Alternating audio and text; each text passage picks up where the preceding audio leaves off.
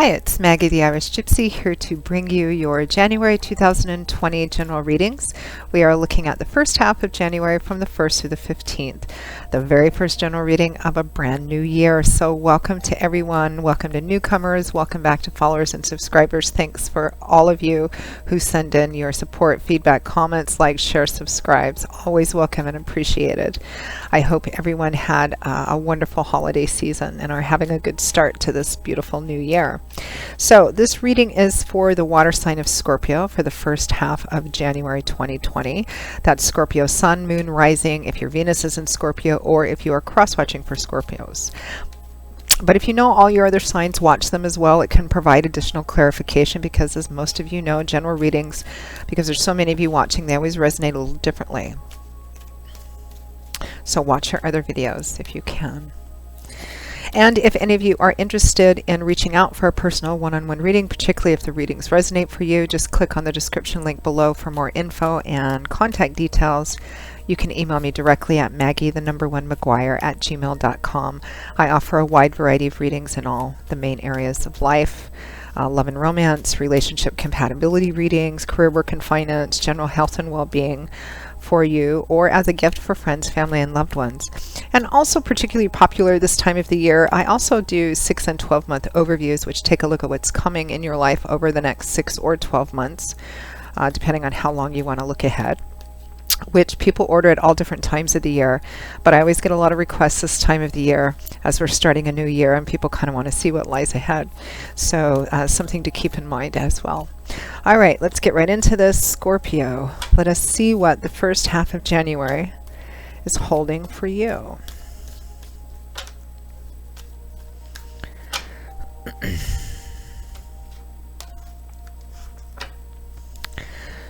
All right, Scorpio, we begin with the Four of Swords, maybe taking a break after the holidays, followed by the Magician.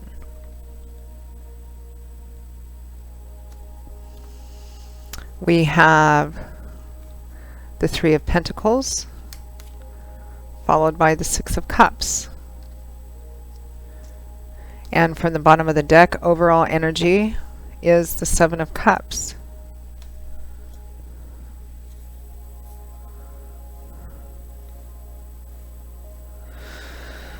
I feel a very similar kind of energy with you in this reading, Scorpio, for the first half of January, as I did for, I think it was Cancer, one of your sister water signs.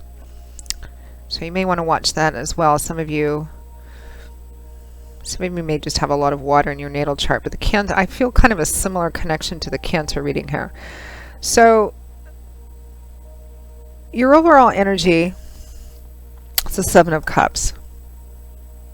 So this is a card about thinking about a lot of different options or possibilities, but in a more daydreamy, fantasy kind of way, because there's a very dreamy, illusionary feel to the Seven of Cups. Cups is water energy, and in the tarot, the energy of Cups is all about the watery, emotional part of our beings. It represents the watery, mercurial emotions and feelings that we have, also the area of our life that can deal with relationships and dreams, possibilities.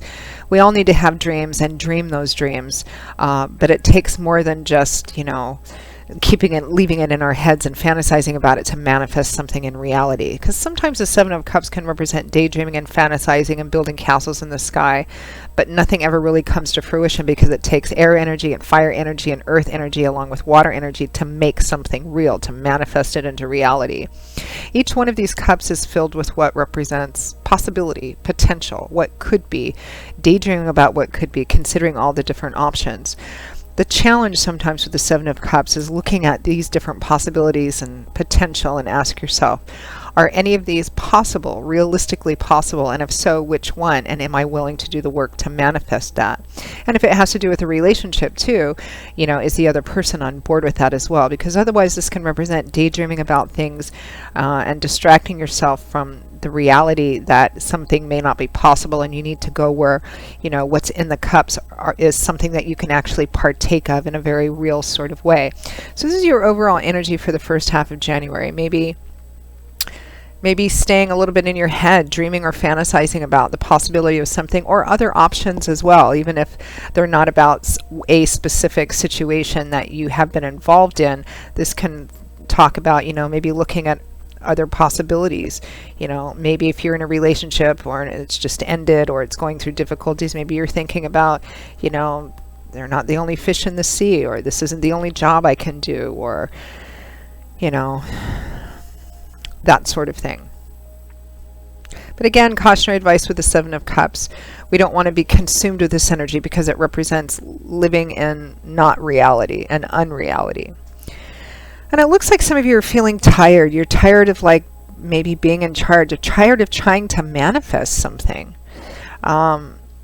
We have the Four of Swords clarified and accompanied by the Magician. So the Four of Swords is a card of needing to take a break from your thoughts, needing to take a break from conflict, challenge, some kind of struggle. Maybe that's why you're kind of in this energy of the Seven of Cups, because you're just tired and you just need a break. You can see this knight. What do knights do? They go off on missions and quests. They fight battles. The swords above him represent the challenge, the struggle, the issue. Thoughts, words, ideas about it, because swords is air energy, which is all about what goes on up in our heads. His own sword, what he's been using to protect himself, defend, fight, is lying close by his hand should he need it. Can represent words, ideas, conversations as well, because swords can represent the words that we use, conversation. But for the time being, he's not engaged. He's not engaged. He's taken a break because he's tired. He's worn out, exhausted. He needs a different perspective. He's just tired.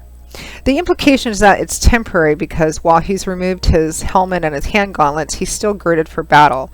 So I don't think this is a situation which is resolved yet. But you're just tired. You just want to take a break from it. You want to step back from it. Think about other things.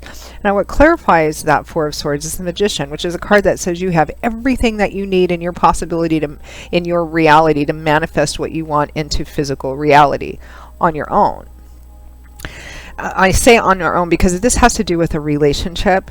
We only have control over ourselves and what we do.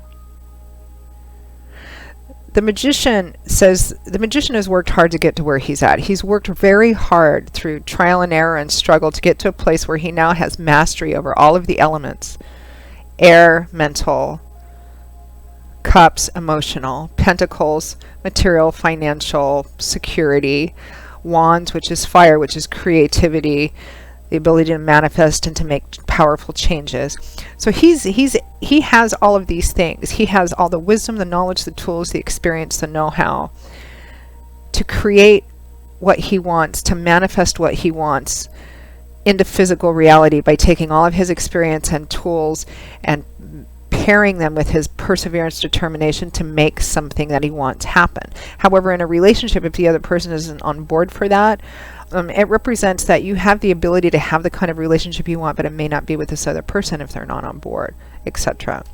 But this is what's clarifying this Four of Swords, this retreat, this taking a step back, this saying, I need a break from this. It looks like, I feel like, Scorpio, you've been trying to manifest something into reality. Maybe a lot of talking, a lot of thinking, a lot of planning, and for some reason it just hasn't worked and you're tired.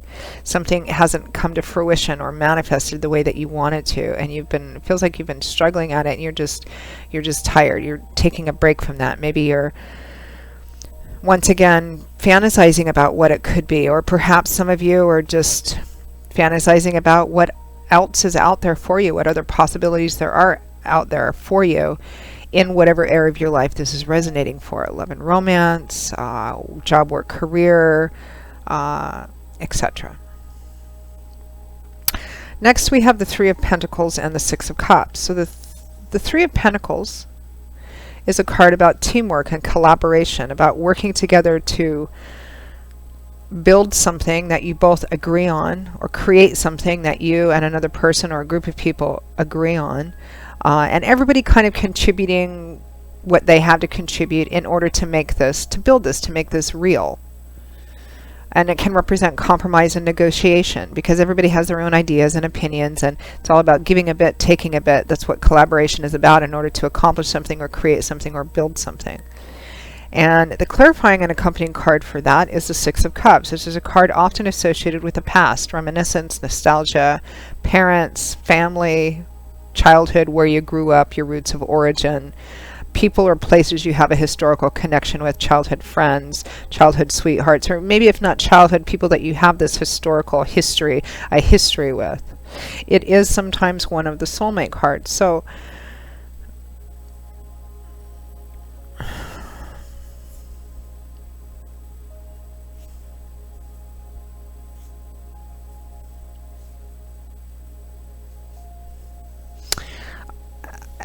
for some of you,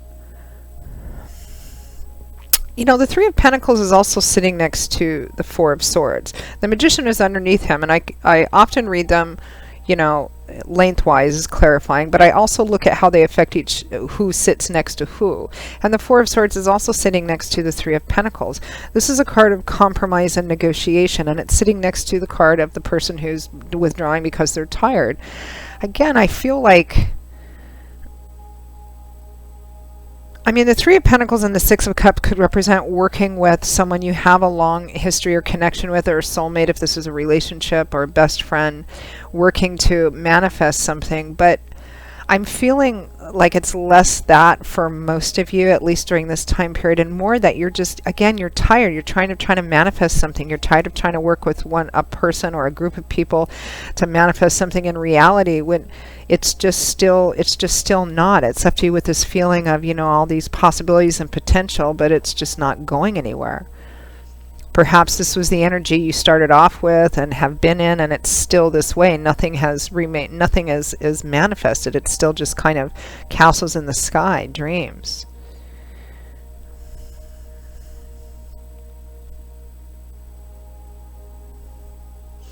Sometimes the Six of Cups too can represent looking at something through rose-colored glasses, very much like a child would, because this is a card that can be associated with childhood, and not just your actual childhood, but the mindset that we have as children, where everything is simple, everything is easy, everything is possible, absolutely everything is possible, everything is fixable, where we didn't have the cares and worries and stressors that we have today, being so, which allows children to be so carefree, at least they should be, so carefree.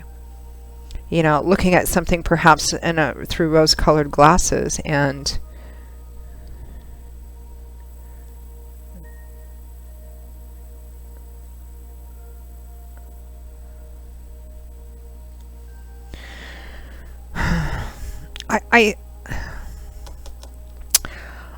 I think, Scorpio, for those of you for whom I'm reading, and this is a love romance situation, or a relationship, with somebody close, you know, maybe on a project or something, I feel like this is, regardless of whether it's a relationship or what kind of relationship, or if it's in the career, work, financial structure of your life, or even the physical, general health and well-being structure of your life, I feel like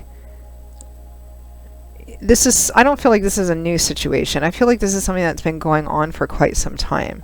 I feel like you have always believed that it had all this promise and potential in it, and that's what you've been working on, that's what you've been working towards, that's what you've been trying to manifest, but it hasn't manifested. And I feel like there's another person in this, or perhaps other people, who have been encouraging you to kind of keep believing, oh, it's going to work out. Yeah, we can work together. We can do this. We can accomplish this. We can move forward. It's going to be great. It's going to be all of this. And time keeps passing, and time keeps passing, and time keeps passing. And you have these conversations, and you feel hopeful, and then the cycle starts again, and it just keeps going on and on and on. But nothing's manifested. And I think, Scorpio, I almost said Cancer. Again, I'm getting this sense of Cancer here too. The sign, not the disease. And I just feel like you're tired. I feel like you've reached a point where you're like, you know, I think I'm going to pull back. I'm pulling back, and I'm really, you know, I think I'm going to really try and, you know. And for some of you, this Seven of Cups being your overall energy and focus might be that actually what you are seeing is that, you know, maybe you have been have been living in this realm of potential and possibility and belief that this is going to manifest into a certain thing, and it just isn't. And I think you're taking a look at that now.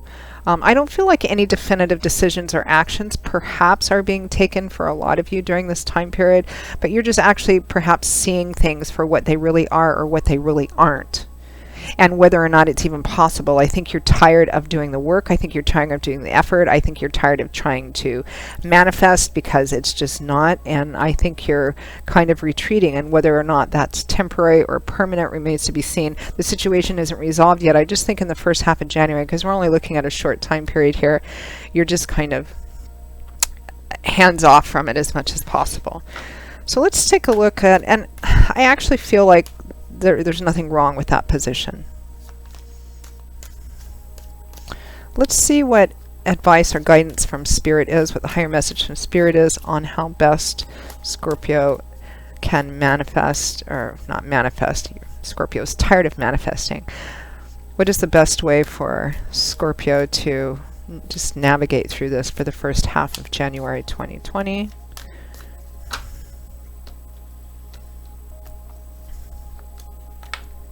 Oh, we had two. They're both very much similar. The Three of Cups and the Four of Wands. Higher message from Spirit. Social energy. Both of these cards have a lot of social energy, and it's about being with friends, best friends, kindred spirit, your tribe, the familiar places, positive social connections in your community, the places you like to go to where you see kind of the same people, being around a lot of people in a social atmosphere and environment that you appreciate, that you like, that you feel good with, and vice versa.